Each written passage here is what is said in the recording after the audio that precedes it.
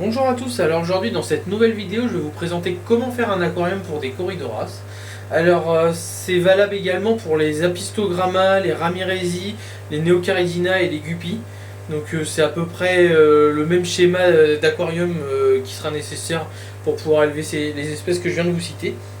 Alors première chose très importante pour faire un aquarium pour des corydoras, ça va être de choisir un aquarium avec une bonne surface au sol.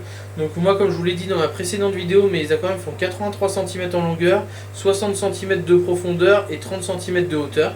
Donc pourquoi une si faible hauteur d'eau? Tout simplement parce que ce soit pour les corydoras ou les autres espèces que je viens de vous citer, c'est des espèces qui vivent pour la plupart en bas de l'aquarium, donc la zone au niveau du sol. Pour les Apistogramma et Ramirezi, ils vont pouvoir aussi aller à la zone médiane de l'aquarium, mais il n'est vraiment pas nécessaire d'avoir 30 cm, d'avoir plus de 30 cm d'eau. Donc privilégiez vraiment un bac, on va dire, de 80 litres, entre 70 et 80 litres minimum pour élever des corydoras avec une faible hauteur d'eau. Donc tout ce qui est bac par exemple à tortue sont vraiment l'idéal pour maintenir les espèces que je vous ai citées. Le deuxième point très important pour élever des corydoras et les autres espèces que je vous ai citées, ça va être la qualité d'eau. Alors moi ici j'ai choisi de partir sur 60% d'eau du robinet et 40% d'eau osmosée. Vous pouvez très bien utiliser également de l'eau de pluie. Donc pour tous ceux qui ont la chance de pouvoir récupérer de l'eau de pluie, moi malheureusement en appartement c'est compliqué d'avoir de l'eau de pluie, donc j'ai investi dans un osmoseur, donc je vous le montrerai dans une prochaine vidéo, l'osmoseur que j'ai choisi pour ma fish room du coup.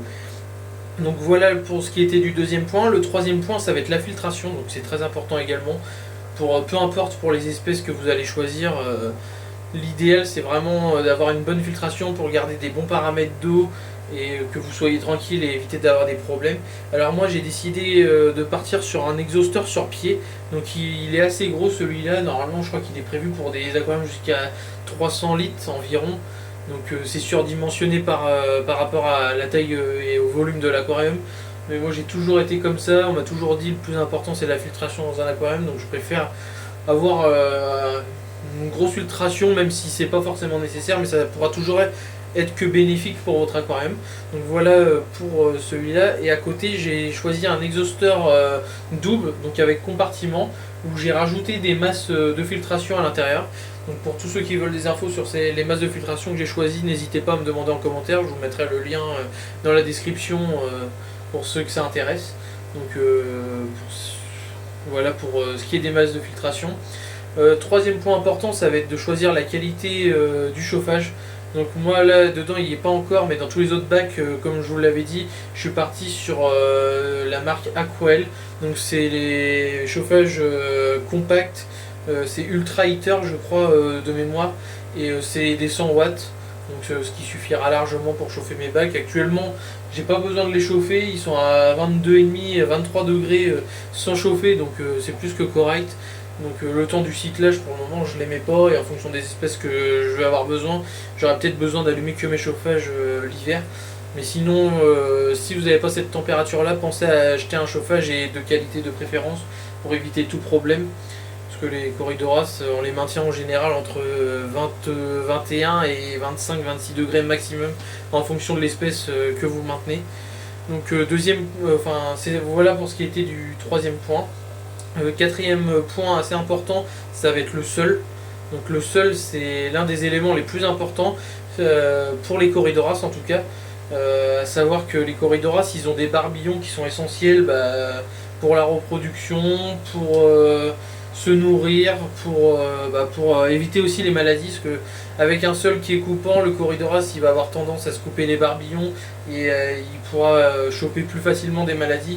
Donc moi je suis parti sur le sol de chez Aquabiotop, donc de chez Gabaqua. C'est son sable premium avec une très très faible granulométrie.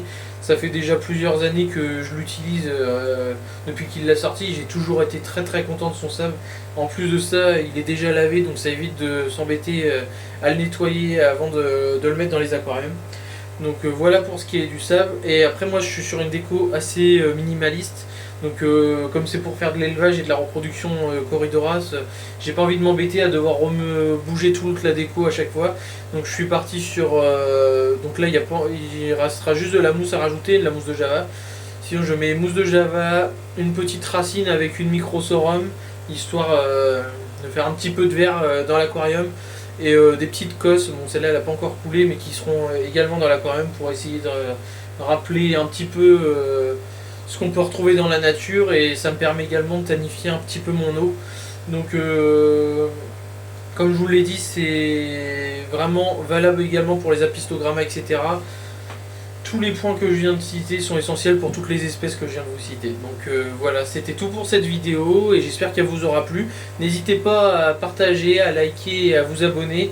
Et pareil également, s'il y a des sujets sur lesquels vous aimeriez que je vous parle ou autre, en vidéo, n'hésitez pas à me le mentionner dans les commentaires, et je verrai ensuite pour vous faire des petites vidéos sur des sujets ou des thématiques que vous avez envie de voir sur la chaîne.